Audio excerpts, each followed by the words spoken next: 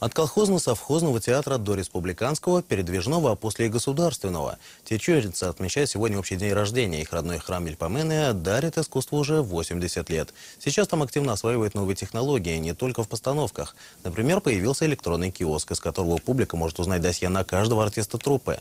У некоторых, кстати, стаж в полвека. Слово Маргарите Петровой. Не с постановлений Совета министров. Можно смело сказать, что история театра начинается с этой первой афиши «Семья дедушки Булата». А вообще тинчуринцы с первых же дней взяли за правило играть репертуар максимально разнообразный, вкупе с татарской драматургией, еще зарубежную и русскую классику. Скачок во времени может совершить каждый зритель театра, перед спектаклем заглянув в его музей. Здесь хранятся личные вещи Карима Тинчурина. Коллектив был создан именно с его благословения. Отдельный стенд посвящен легендарной голубой шале. Публику ждет Мансара сразу в 5 лицах. Например, Раузы Хайрединовой или Венеры Ганеевой. На звезд труппе везло с первых дней, хотя часто приходилось работать в тяжелых условиях. Когда ведь передвижной театр был, тогда ведь по клубам мы играли, по деревням. Мы там и ночевали, на тракторах ездили, на лошадях, машины, автобусы. Но 50 лет, сколько изменился. А теперь уж совсем другая же театр, совсем возможностей много. Для вот молодым очень хорошо.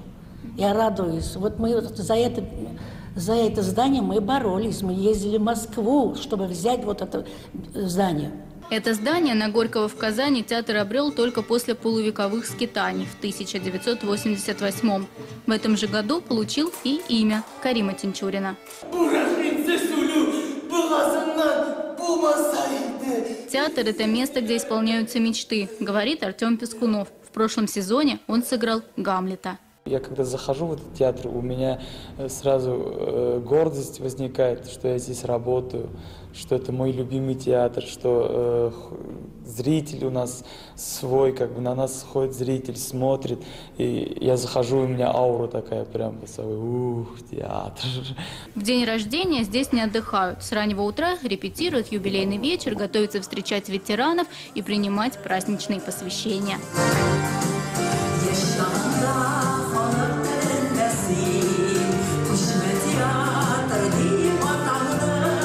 В честь юбилея в фойе выставили костюмы. В них артисты выходили на сцену в 90-е годы. Более ранее не сохранились из-за пожара в театре. Зато целые традиции. С 1993 года главный режиссер Рашид Загидуллин почти полностью обновил репертуар. Первым в республике обратился к творчеству Брехта. Только Казанью труппа традиционно не ограничивается. Регулярно радует публику и на гастролях. Маргарита Петрова, Андрей Корсинский, ТНВ, Казань.